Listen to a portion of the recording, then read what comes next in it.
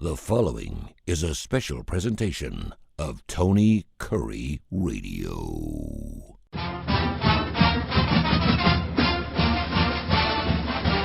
Welcome back to another UAB Director's Chair. He is Mark Ingram, the UAB Athletic Director. That's why we call it the UAB Director's Chair, in case you're wondering. I'm Tony Curry. Of course, you can hear the show at least 5 days a week here in the TKR app. Get the TKR app. And by the way, we're expanding big time here at Tony Curry Radio. You can now see Tone the Bone on Fox 6 at least twice a week. We also have our own television show on ABC 3340. That is going to be from 10:30 to 11 o'clock. We just got re-signed for the entire 2024 season. It's going to be great because that's going to butt up against the SEC, ABC, Disney, ESPN, whatever you want to call it, game of the week. So Tone the Bone moving on with Tony Curry Radio. And, of course, we couldn't do without some of our great guests and some of our fantastic shows. And this is one of our favorite shows and one of my favorite shows because I get to hang out with my good friend Mark Ingram and my favorite team, the UAB Blazers. What's up, my friend? Everything good? All good here, man. How are you doing? I'm doing fantastic. So this show airs on TKR, and a lot of people listen to it first run. When we record the show, we're recording here on a Thursday. We're going to have a blackout later on tonight. So we're not going to get too far into that because I'm assuming a lot of people will be hearing the show after the fact. But I hope people get a chance to go down there and check it out. But you did have the big 205 night last night. I'd like you to talk about that, talk about the blackout tonight, and just where UAB is right now. Yeah, man, we had a great event last night, 205 Day, which was at Iron City. We had a big crowd there to see, all Coach Dilfer's new recruits and have the assistant coaches talk about them. And it's always fun to hear some interesting story beyond, hey, we signed this defensive end, Tony Curry, and he's tall and he's fast and he's strong. Like we kind of expect that, right? If we're sports fans, we expect that if we signed a kid to a scholarship, that they're pretty good. Yeah. It's really funny to hear those stories like, hey, they had committed to this other school, but we walked in the door to his house and his mom was wearing a green scarf or a sweater or whatever. We knew he had a chance, and his brother was making fun of him the whole night. He's got this little brother that's just hilarious, and or his mom makes the best meatloaf I've ever had in my life. I'm like, don't tell my wife. That's the kind of stuff like that you hear at this event, and really funny, including one kid that is coming to us through the transfer portal that we met in the 8th grade. He's a local kid. Wow. That we met at our camp in the 8th grade, and he signed somewhere else, and he's coming back to us. So anyway, you hear those kind of interesting background stories that you don't just get on Twitter. And the whole football staff is there. You meet our assistant coaches, and Coach Dilfer, of course, is super dynamic and runs a great program. So it's high energy and fun. But anyway, just nice to get a glimpse at some of these other guys some of them are already here. So you got 10 or 15 of them are already on campus, working out with the team and going through drills and that kind of stuff. So anyway, great event last night. Excited for the future, and they think they really filled a lot of holes between some guys that redshirted last year that none of us even know about yet. A couple of guys who got injured and really didn't get to spend enough of the season with us. In some cases, none of the season with us.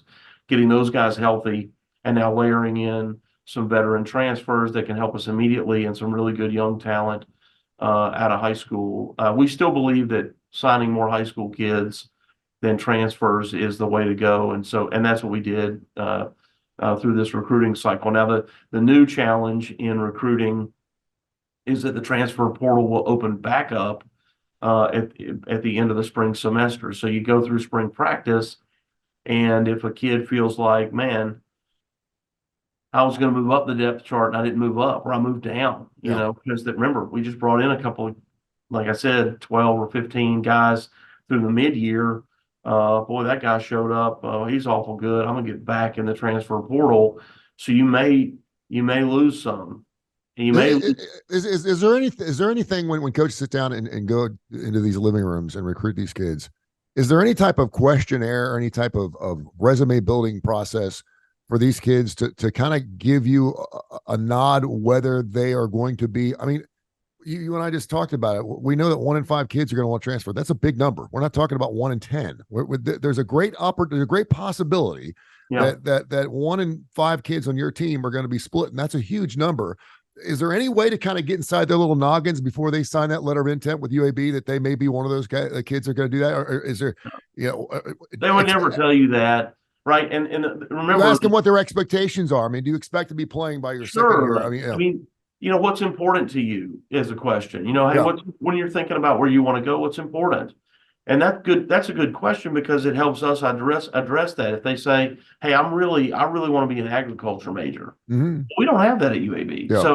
so that would be a problem. But we've got about everything, right? And the great thing about UAB is we have the ability to give a positive response to just about every question. There's some things like that. I want to be an ag major. Well, we don't have ag major, or I want aeronautical. I want to work for NASA. Well, we got people that you can do a lot of stuff here and end up working for NASA. Yeah. But like UA Huntsville probably is a better academic fit for that person. Mm-hmm. There's a couple very small things that we don't have, but we can accommodate most anybody's interest. But in that question, when you say what's important, the opportunity to play, you hope is on their list, but it's just kind of how they say that. Like, hey, coach, I just want an opportunity to compete and get on the field. That's the answer you want. But they Yeah. might say, hey, coach, I want an opportunity to start as a freshman. Okay, well, you're a competitor. That's good. But do they say, hey, coach, look, I want to go to a place where I know I'm going to start as a freshman? Those are three different answers. They sound the Mm-hmm. same. They are not the same. Yeah. And so you got to address that early. But they would never say, like, hey, coach, well, I shouldn't say never. You probably wouldn't in the recruiting process before signing hear a guy say, if I don't start, I'm going to transfer. Yeah. You might say it at the beginning. Once they get here, they might say, hey, coach, I'm planning on starting. And if I don't start, I'm not going to be here at the end of the semester. Yeah. They might. Every coach is different. Yeah. And that's what we love about them. I mean, I had a guy, I'll say this. I had a teammate. This was before the transfer rules were anything like they are today. I had a teammate who said, if they try to redshirt me, I'm going to transfer. Okay. Ridiculous. Yeah. But he did turn out to be a phenomenal player and go to the NFL. But but to be 18 years old, I mean, who do you think you are, man? Yeah. Like, get a grip. You need to have some sense of reality here. There's a lot of good. It did work out. For him, it did, but Yeah. the reality is, like, we had a lot of good players. Like, Yeah. who do you think you are, dude? And look, UAB, we got a lot of good players. You're 18 years old, you've never been proven at the college level, and you're going to walk in and make that kind of a statement to a grown adult. Yeah. Your coach that Mhm. recruited you and giving you this opportunity, like, have some perspective, man. Yep. Ease up. I hear you. Every coach is different. Yeah. And we go back to the Bill Clark days or Garrett McKee, and they all have different recruiting processes that they go through. And I always think the recruiting, because it used to be recruiting. I want to say it's as important now as it's ever been. You can certainly make an argument that maybe it's not because of the portal transformation and everything else is going on in college football right now. But what was there anything about Trent Dilfer, the fact that he's got a bigger maybe of a national footprint because of his previous work at ESPN and what he's done in his life, obviously as a professional football player? But is there anything that he does that's a little different in the transfer world, or not transfer world? Pardon me. The processing of picking up kids and signing kids. Is there anything he does a little differently than any other coaches you've had at UAB? Well, the thing that I hear, so one, the parents of the players we're recruiting, who are, let's say, in the age range of 45 to 55, Mm-hmm. they are his age, Trent Dilfer's age. So if they know anything about football, they know who Trent Dilfer is. So there is an immediate name recognition that he brings that is different than we've ever had. Also, what I'm hearing from the recruits and their families is how genuine they feel. They feel like the staff. Look, I just went through this with. I've got two boys that are recruited in two different sports, and been going through this with my son Charlie, who's a high school senior. Some of these coaches, you're talking to them, and you can just tell they're fake. You can just tell they're not. They're talking to you, and they've got like a glazed veil over their face, and you're like, man, I don't believe anything you're saying. You're not a real person. Mm-hmm. You're just not. You're not lying as much as you're just you've got a canned answer from the back of your brain that's just coming out. I'm just trying to have a conversation with you. Some coaches, a lot of coaches, you get that from. Not all, but a lot of coaches you get that from. And so like last night, 205 day, we had four of our players, um, from different, it's Jacob Zeno, we had, let's see, we had our quarterback, our center, and two of our defensive players, and one of the freshmen who played a lot last year, made a big impact, said, and he had SEC offers. He said, I came here because they just felt genuinely honest. And he said, and now that I've been here a year, I can tell you, not only am I learning a lot about the game, but I'm with good people that are honest. Yeah. And I think that's a huge difference. And I don't want to say different than previous people, but just different than a lot of coaches out there. I don't blame coaches, Tony, for, even though I know they're easy to blame, hard to defend, but I would defend coaches. It's harder to be a coach now than it's ever been. It is the transfer stuff and paying players has made the job so incredibly hard. You don't know who you're going to have. I mean, we're sitting here with what we think we're going to have, but like I said, the portal's going to open back up in 3 months, and we may lose a couple of players who are third string, and you go, hey, no big deal. Those guys want to get on the field. But when you lose your starter, your starting left guard or your starting safety, as we did last year, at that point, you're scrambling, Yeah. and so because some other school had $50,000 that we didn't have, that they could pay a guy that we don't have, and it's just a sad situation right now, and that makes the job really hard. And the talking heads out there that want to beat the coaches up and be like, oh, I don't have any sympathy for them. No.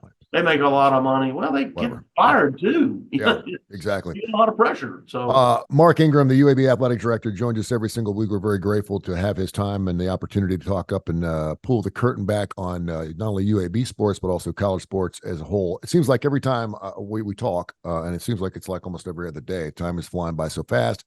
We're sitting there, we're getting ready for the Super Bowl this weekend. Football, as we know it, from a collegiate and professional level, will be over for a little while. We could take a deep breath. And while we're taking a deep breath, everyone else seems to be working behind the scenes to totally dismantle what's going on at the NCAA. I see the letter that the SEC and the Big Ten drafted, I guess last week or earlier this week, basically saying, listen, we're getting the two of us. We have 34 teams between the two of us here. We're pretty much good. We're going to craft something together and kind of tell you how we think things should go. And if you want to come along with us, fine. If you don't, which I this thought was just probably one of the biggest ballsy moves I've ever seen in college sports, period. And then, of course, you got the Dartmouth situation, which for some seems like it's just a huge newsworthy note. And then in others, it's third or fourth page news. Let's start with the SEC and the Big Ten. Surprised by the fact they made that announcement. What does it tell you about where we are with college sports in the NCAA? I'm assuming now you're thinking that maybe in a year everything's going to look totally different. I mean, this could blow the whole thing up. Just try to keep the rails up, right? Yeah, I mean, I'm not surprised. I'm disappointed. Yeah. I'm disappointed, but I'm not surprised. It's a clear statement that Michigan doesn't want Eastern Michigan telling them what they can do, and that I don't know. Tennessee doesn't want Tennessee Tech telling them what they can do, and which I understand, but the lower budgeted schools help to counterbalance.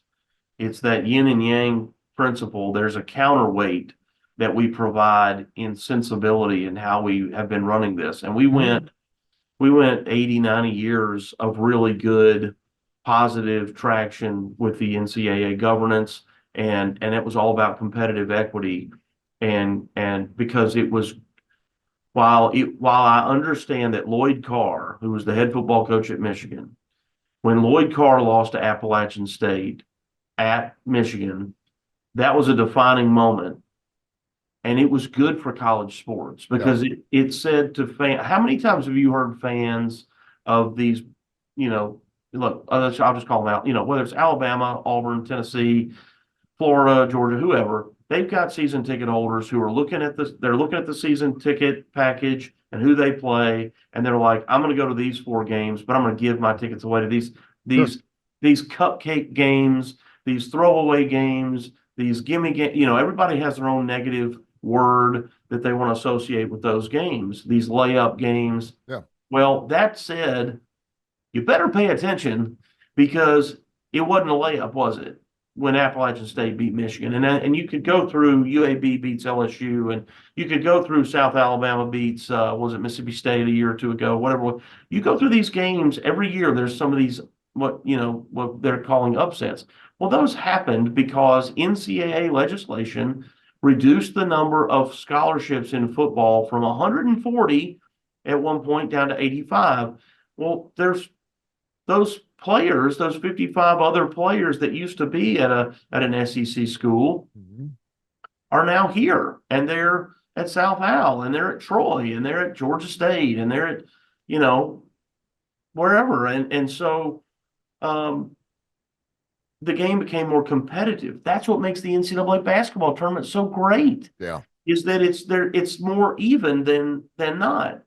Well, when we created autonomy legislation, because just for example, Michigan doesn't want Eastern Michigan telling them what to do, that's when it all changed. And they cut half the schools, UAB being one of them, out of the room. That's the schools that the grand public calls the group of 5. They took us out of the room for voting rights. We didn't even get to vote on the stuff. We don't even get to go to the meeting. And they would have their own autonomy meeting about, and then they would say, this is what we've decided to do. If you guys want to come along for the ride, you can do it too. And then each conference in the group of 5, we would vote yay or nay. We're gonna do this, or we're not gonna do this. Let me back up just a little bit. Is there any when that autonomy thing came down, and you said it here on the show 3 or 4 weeks ago, that was the beginning of the end. As we know, the NCAA. Is there anything the NCAA could have done at that moment in time to change anything? It was a panic move, just like now. There was this alleged, supposed threat that some number of schools were going to break away. And it was like, well, what do you need to not break away? We'll do it. Autonomy? Yeah. Okay. Autonomy, we'll do it. And it was the beginning of the end. That led to all these problems.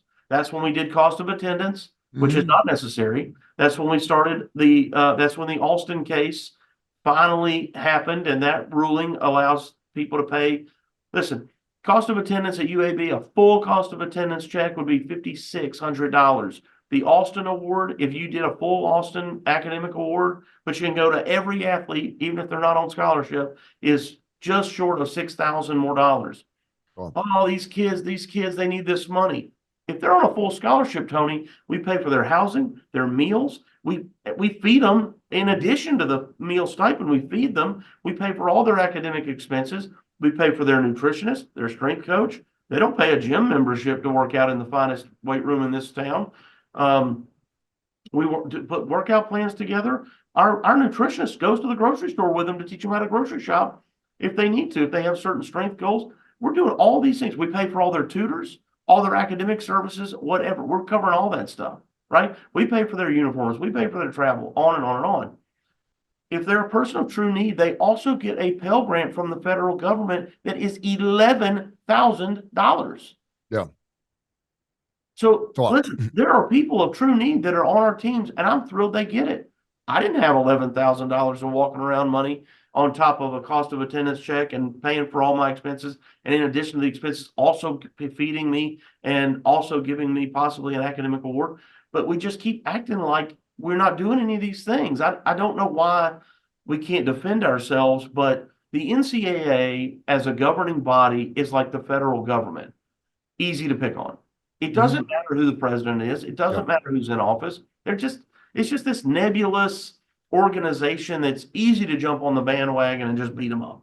Yeah. Just easy to beat them up. You don't have any idea really what they do. You don't know how many decisions are being made, how hard the job is. You don't know, you just don't know. And so anything we don't like, that's that NCAA again. We are the NCAA. Yeah. We are them. We elected them. We put them in their position. We put them on the committees. And them is us. I mean, it's like I'm on the football competition committee. I was nominated to be on the competition. I'm on one of those committees. I mean, like the rules. Well, there's rules committees, there's oversight committees, there's too many committees, but it's all just the membership. And then there's people at the national office who are helping to organize all that.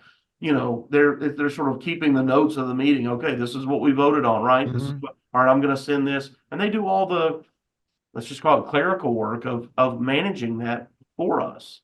So we have to have someone that governs what's happening here, correct? I mean, it can't Right. run itself. So say we get the SEC and the Big Ten, they want to run off and they want to create these new things. That's fine, and hopefully it's in behest and goodwill of everyone that's in college sports, the small guys and the big guys.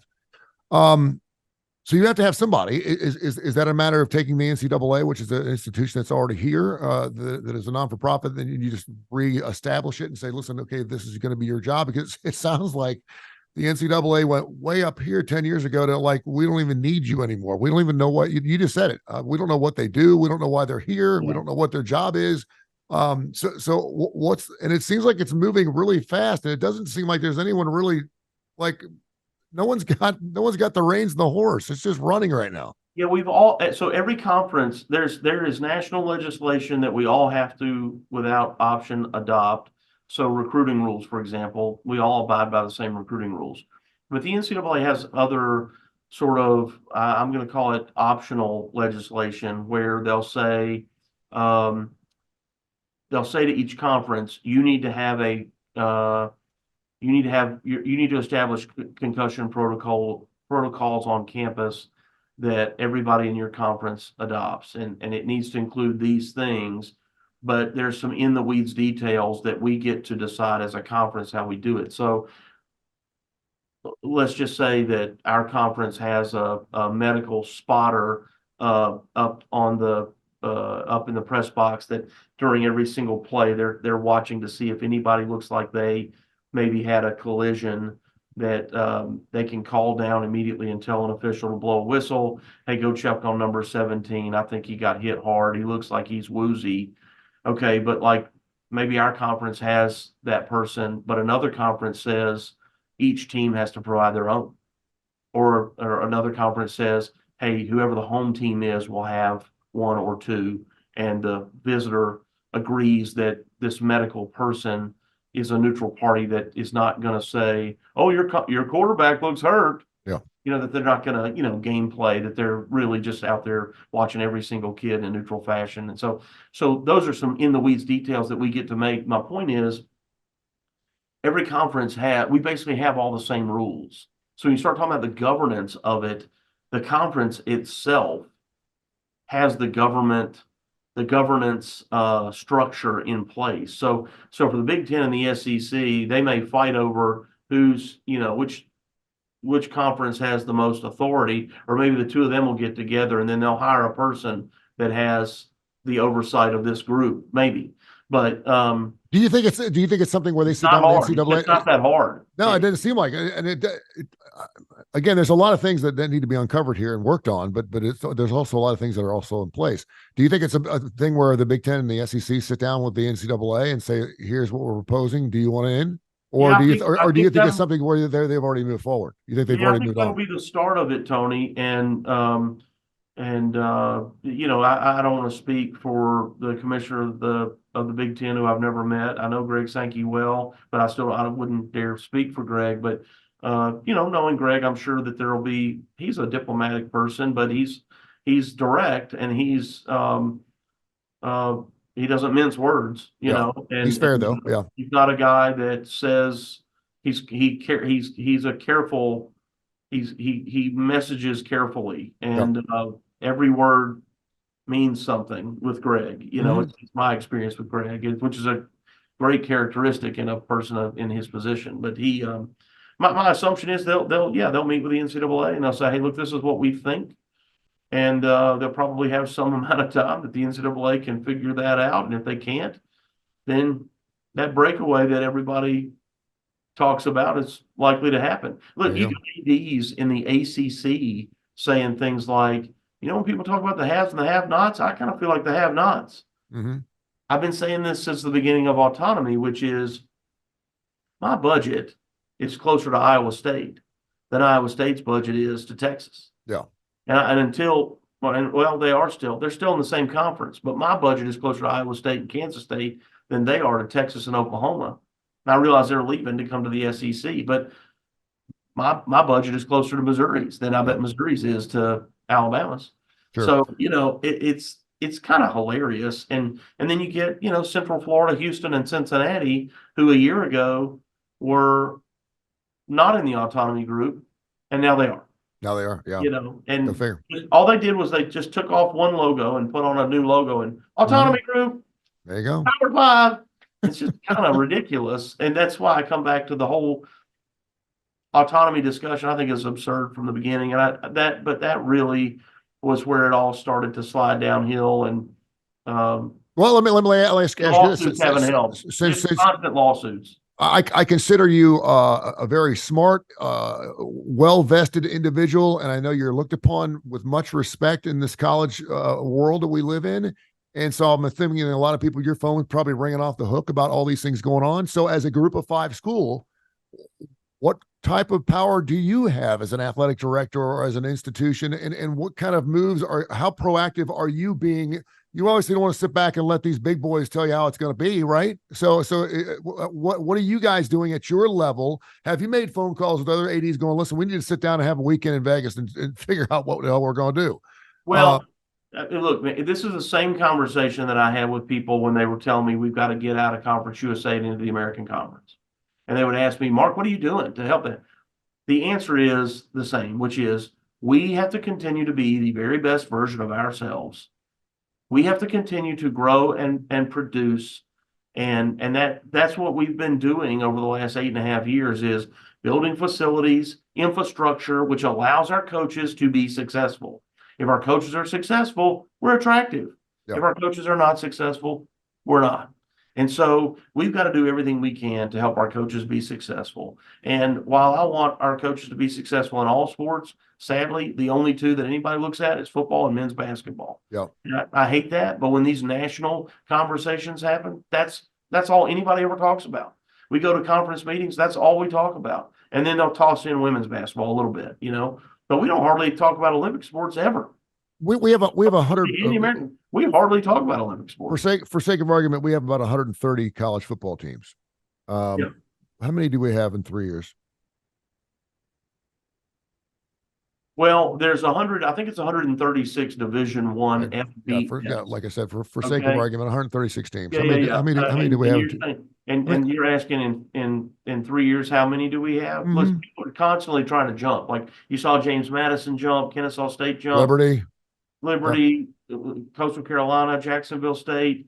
There's people trying to make that jump if they can. And I think they're doing it because they're afraid of being left behind at a point where they're so different that they can't be competitive. So I'd say as many as we allow to do it, but you get into this, can we stop them? You can't stop anybody from meeting all the Division I FBS requirements, which is a certain number of scholarships mainly that they have to, and then, you have to play all FBS opponents. The hard part is if you're North Alabama and you're Samford and you say, we want to become FBS. Well, you can bump up to 85 scholarships and you can go try to make a schedule, but you can't just put yourself in a conference. Yeah. That gets hard because independent scheduling is just hard. And ask anybody, New Mexico State joined Conference USA because, you think, well, golly, they're all the way out in Las Cruces, New Mexico. Man, scheduling is hard. Now, UConn is doing it, and UConn felt like being independent in football was worth doing so that they could be in the Big East in basketball. And clearly, from a basketball standpoint, they won the national title last year in men's basketball. They've won, UConn's won more men's basketball national championships in the last 30 years than anybody. Pretty good. And I don't know why people don't just say that. We always talk about Kentucky, Indiana, Kansas, North Carolina. There's certain ones that we kind of UCLA, the Blue Bloods. UConn's won more championships than Duke. UConn's won more national titles than anybody. It's frankly not even close. And then later on the women's side, again, not even close. So anyway, I'm sure it was a good move from a basketball standpoint, but scheduling in football, man, it is hard. So you won the Big 12. Yeah. So if you've been discussing over the last 3 or 4 years, because 5-6 years ago, That wasn't even a question. We can't afford to go to FBS. It's too expensive. Yeah. It's just too expensive. And now it seems like we have more teams going to the FBS than I've ever remembered. And it almost seems like there's 2 or 3 a year, which is a lot. And when you used Yeah. to go years without anyone making the jump. So are you saying that if, in fact, you've had this discussion over the last 2 or 3 years, that there is an impactful moment right now for a lot of these ADs and institutions that they feel like they've got to make that jump quick because of the changes that the NCAA and the Power Fives are going to be making? It just it's all comes down to their campus leadership, their president, their board. What do they want their athletic program to be about? Do they have a vision of, oh man, I'd like at UT Chattanooga, I'd like us to get into the college football playoff, Yeah. or not, and if they, again, their president, their board go, you know what, we're in a sweet spot that we can be competitive at the FCS level, and that's really, really good. That's fine, and that's fine. That's the other thing, Tony, is you got to get past the fact that that's not okay. It's absolutely okay.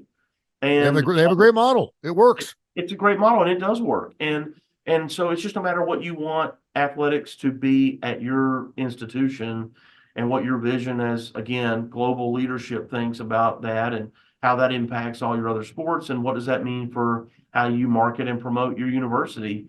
Remember, this thing is a marketing vehicle for the university. That's what it is. Our student athletes wearing their shirt that says UAB on it, and our softball team going to Starkville this weekend. What that does is it carries our brand to that town. That's what the value in that is. And then, us being on television against Florida Atlantic, in front of million viewers or whatever, that's how we are marketing and promoting our institution, is by being on television with those guys in that shirt. And so that's the core of it, and it's just a matter of what emphasis does your institution place on that. All right, finally, classic rock news. AC/DC, if you go to their social media pages and their website, acdc.net, they have a countdown clock, and it says, "Are you ready?" Which obviously was a song from an album they did called The Razor's Edge several years ago. And it's also the WWE fan song. And the clock goes off at 2 a.m. Central Time, 3 o'clock Eastern Time, Monday morning. What is it going to say? I mean, it's very obvious that it's going to be a tour announcement, I'm assuming. And I've heard Could directly it be a new album, Tony? Well, that's a great point. So they did the power up thing, the power trip thing back in Coachella, India, California, earlier this summer. They've got a date coming up in Germany. They're doing some festival, and now they've announced they're going to be part of some festival 4 days in Brazil. But they haven't made a huge announcement, and it's their 50th anniversary. And then you throw this little nugget out because you know what? It's been almost 4 years since their last new album. And of course, the last time they came out with an album, then COVID hit, but there was nothing to be said that they were going to back it up with a worldwide tour. So I would think as a fan, you're praying there's going to be a tour announcement, a worldwide tour. Now we know that Cliff Williams, the bass player, has already said he's out. He retired. He's finished. Malcolm's dead. Brian's still in the band. The drummer's gone. Looks like Slade's back in. So, but you still got Angus, right? So it's about one guy. How two guys. It's about Brian and Angus, but it is. As a rock and roller, and I know you're a rock and roller. I know you love rock and roll as much as I do. Did you get up on this? Is this something you want to go see? Oh yeah. Yeah, you're in, right? I mean, I am too. Some people are like, "Oh, really?" And I'm like, really? Yeah, really. Yeah, like this is like Bruce Springsteen announcing he's coming back. I mean, this is huge for me. Yeah. I'm still trying to figure out a way to see Motley Crue. I'm still trying to figure that out. But yeah, man, I'm all in. I know a guy can get tickets. Just saying. You know a guy? Yeah, if you know a guy. You're looking at him. Oh man. I've got good I can't wait for the announcement. I'm on the edge of yeah, it's probably a tour, but it could be a new release. It could be a new song or a new complete album. I don't know. I can't imagine them, because if they're going to come with another album, they have to go on the road. But I can't imagine them coming out with another album without being on the road first to promote Power Up. But at the same time, man, I'm thinking to myself, that Legacy Arena down there, man, they're trying to get some new acts down there. They got Dre coming. They got AC/DC at Legacy Arena down there would be pretty sweet. Be pretty great. I mean, you think AC/DC could fill up the stadium? Protective? No. Protective, yes. Yes. Yeah, I Do sure you? do. Yeah, absolutely. And I'll tell you why. From a peripheral standpoint, they bring a brand.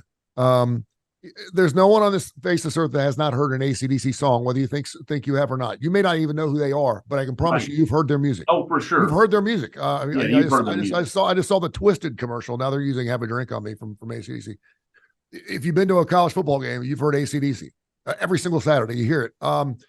So yeah, I think it's almost like I think it'd be a great bucket list thing. If you've never seen AC/DC, this is your shot to go. I think it'd be intimate enough that you wouldn't have to, if you're talking 60, 70,000, probably not. Not for the size of Birmingham, but for 40, for protective, 40,000, I could definitely see a Garth Brooks night. 45. Yeah. Yeah, I would be I'd be really surprised if it didn't sniff a sellout. It would if it did, I'd it'd be like to really see close. another concert at Protective. I think that'd be fun. I think they should have concerts down there once a month. I loved it. Well, there's certain times of the year, that it would just be hard. You've got between our games, the USFL games, the soccer games, and then weather. Like, I don't think I'd want to go out there. Yeah. A couple of weeks ago it was crazy cold, but Yep. when it gets to be about April, from April to August, yes, it could. Of course, then Let me ask you: Are you a stadium guy though? See, I'm not a stadium guy. I mean, I did the Stones guy, but look, man, I would be totally in to see. I saw Guns N' Roses in Nashville at the Titans Stadium, and it was great.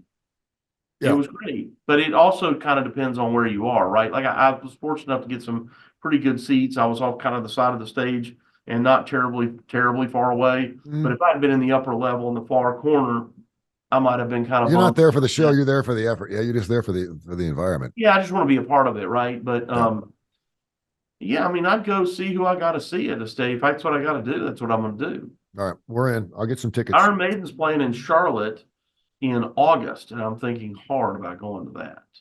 Maybe a recruiting trip. Maybe a recruiting trip. Like, surely there's some some poor sap's got to be in Charlotte that wants to come play UAB for an Iron Maiden show, for God's sakes. How cool would it be to say, listen, you signed, baby, let me take you to a great concert tonight. Yeah, this is going to be the best. Come with daddy. We're going to have a good time. Yeah, some 17-year-old kid that'd be like, Iron. Love it. Love it. Iron what? All right. Thank you, brother. Appreciate you, man. Thank you. See you, Val.